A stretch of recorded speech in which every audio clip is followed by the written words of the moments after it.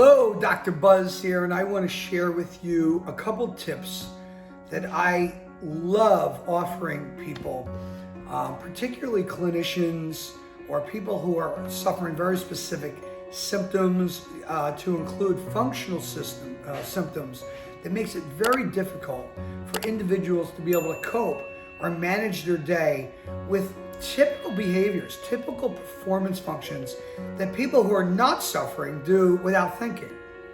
For example, getting up in the morning. Isn't that amazing that we'd have to talk about that? Getting up in the morning. So some people just struggle. You're so tired in the morning and they just can't get out of bed and they feel lethargic. And a lot of people will say to me, you know what, Buzz? I have the intention and I feel like I have the motivation, but my body wants to just stay in bed. I feel like I have weights on me, but yet I have every intention to do it. And what happens is their stress hormones, these people who are struggling to just get out of bed, get elevated simply because they're frustrated that their bodies want to stay in bed physically, but intellectually, they have reasons to believe that they should be out of bed following this potential schedule that they kind of can see in their minds but can't imagine following through with. So what does that mean? When we think of mental health, now if you remember, I look at mental health as this quantitative or qualitative value system that we rate that has to do with the communication and wellness, resilience, and immunity of your brain to your hormonal system to your gut. And when the three of those are communicating and collaborating together, they function so well and they're so helpful for each other that this communication network becomes like brilliance when we think of mental health. And to support that, we all know we need sleep. And this is where people start to really pound themselves and go through these crises when they're in bed and they just can't do functional things, simple things. Now, in the clinical world, we call a lot of things symptoms. So they would say, do you have this symptom? You know, you're super tired and lethargic, can't get out of bed. In the functional world, we call that, a function. They can't function or they just can't get out of bed, not necessarily a symptom. Or it could be a manifestation because the person is lethargic, they just can't get their body out of bed because they're still tired and the body is expressing to the person that it needs more sleep. So symptoms in the world of integrative health, we call commonly expressions. Your body's expressing it to you. Your stomach growls and you can hear it. And it's not necessarily a symptom all the time. Maybe it's your stomach just saying, hey, you might need some more food. You get a headache.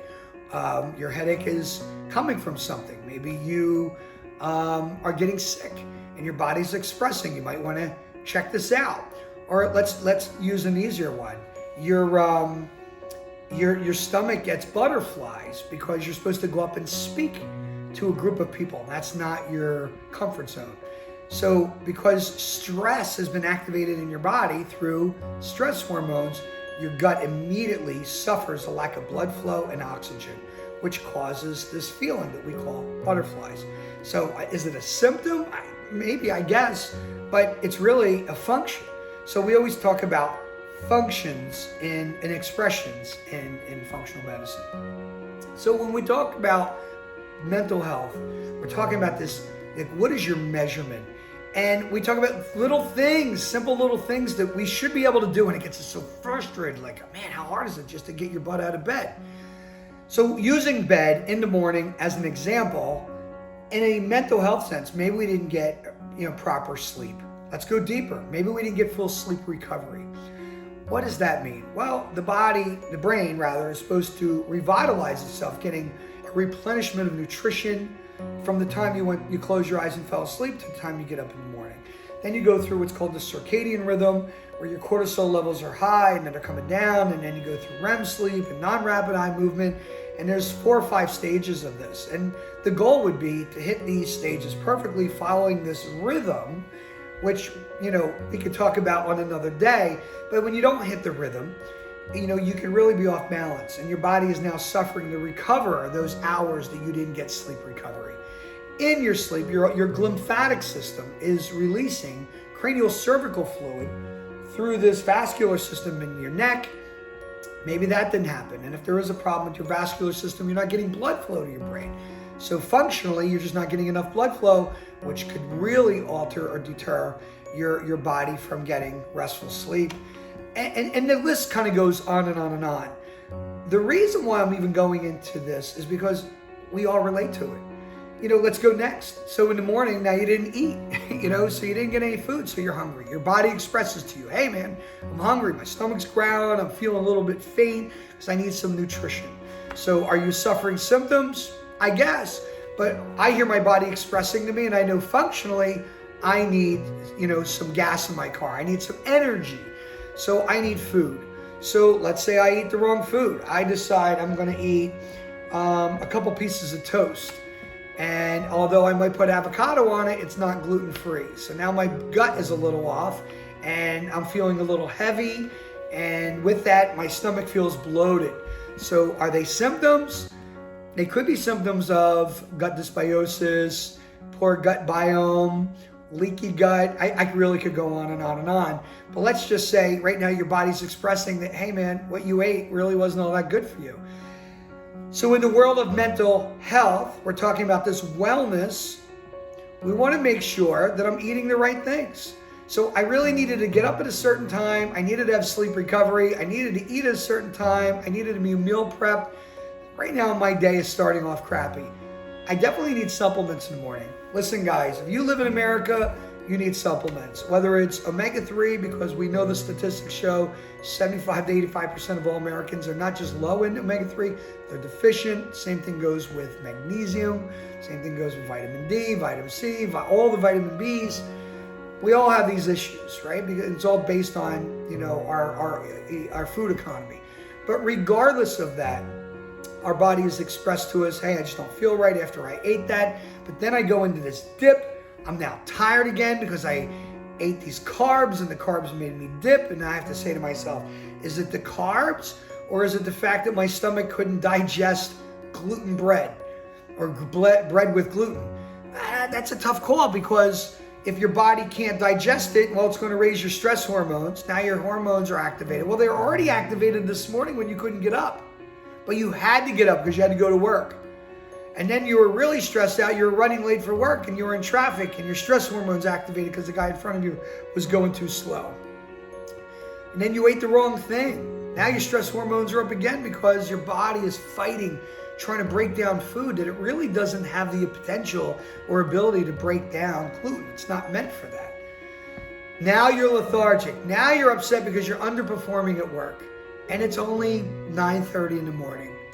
Now your brain is going into an automatic thought syndrome. It's forecasting, I'm gonna have the crappiest day ever because I still have deadlines to meet. And then I have the lunch, but now I'm gonna miss my lunch because I'm gonna miss my deadline. So I have to forfeit lunch in order to meet my deadlines. Then I'm gonna have to stay after work, I'm gonna be later, but I'm supposed to pick my child up. And I can't be late for picking up my child because I've done it so many times, the babysitter's gonna quit on me. All these things. And if I don't get out of here at the right time, particularly if you live in near New York, North Jersey, or in LA, you're gonna hit traffic. And it's not just traffic, it's 3 hours. You're gonna be sitting in a car forever. All these things, follow me everybody, in your mental health. And we're trying to measure and gain mental wellness, is boosting your adrenal glands, lifting your cortisol levels, then activating surges of sugar into your bloodstream to make you strong, to get through the moment. Your brain doesn't know that you're not in a life and death situation. Your brain and your body's interpreting the information, creating the interpretation of stressful signals that are really severe or sensitive, then tells the gut, tells the hormonal system that, hey, we have a real problem here. Like this, my child could be left in, this is our thought, and it's not always rational. My child could be left in this building that's 6 months old, all by him or herself, and all because I woke up late, ate the wrong thing, can't make my deadlines, which means I hate my job, I hate my boss, I even hate the lady that sits next to me. I hate what she wears, I hate the way she smells. We go into this automatic negative thought process that almost can be interpreted as like we're falling apart. like we're mentally ill. Are we really mentally ill? Or are we having functional issues that could be preventable or recoverable? Some people use the word restorable with the right methods of intervention, which is why I'm so big on biological interventions, right? Psychological interventions, social interventions, spiritual interventions, functional interventions, structural interventions, occupational interventions. We can attack each one of these functional issues and create better mental health, better mental wellness by structuring ourselves.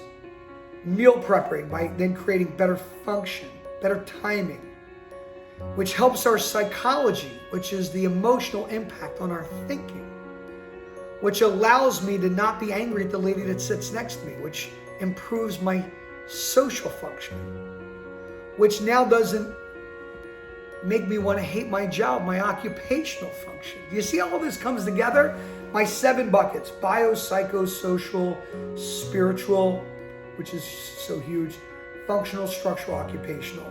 Because spiritually, what ends up happening, everybody, is we often feel that we are falling apart spiritually. Here's the key: we give up hope spiritually because we feel that we've been given or dealt a really bad deck of cards because we are not managing well.